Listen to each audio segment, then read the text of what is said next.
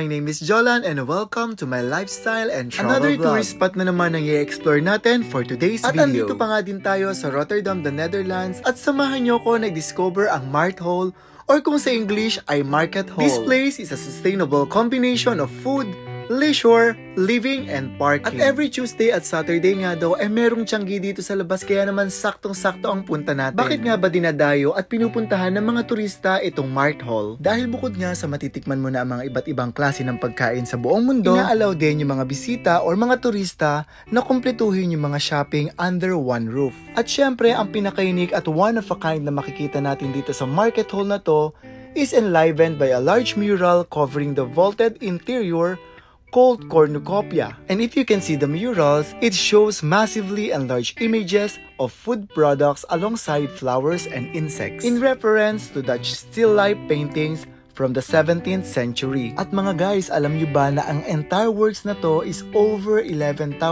square meters in size? Gugutom na ako!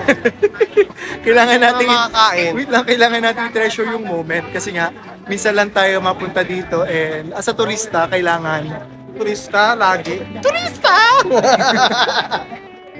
so guys, Pero we're here guys, sa The honestly, Block. I'm so hungry na and I'm looking for Ito yung men's to eat. I mean, puro kakain. At hindi ko naman talaga masisisi ang aking freni na yan dahil kapag ka lumalakad ka nga dito, talagang nakakagutom. Dahil bukod nga sa mga local delicacies nila, dito mo rin makikita ang mga international cuisine. Ayan.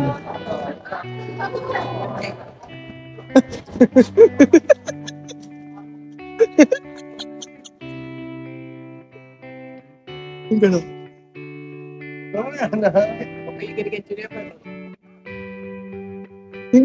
babanggain ko sana. Nababangga ka lang yata talaga eh. Saan mabangga? Babanggain ko sana sa kuya ko. Oo, pogi. Dito tayo. Paano mababangga, guys?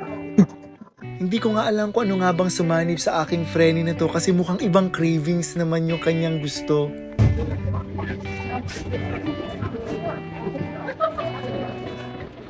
Natawa ako dun sa... Sige, banggain mo na.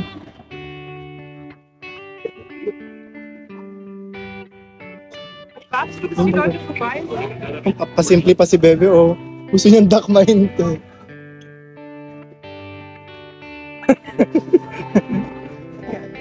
Guys, bago pa nga kami mabagan siya, niyaya ko na nga ang aking freni na to na lumabas. For the go! So mga guys, paano ba yan? Hanggang dito na lang muna ang ating gala at hanggang sa muli. Kung gusto mo pang sumama sa travel ko, please follow for more. Doy!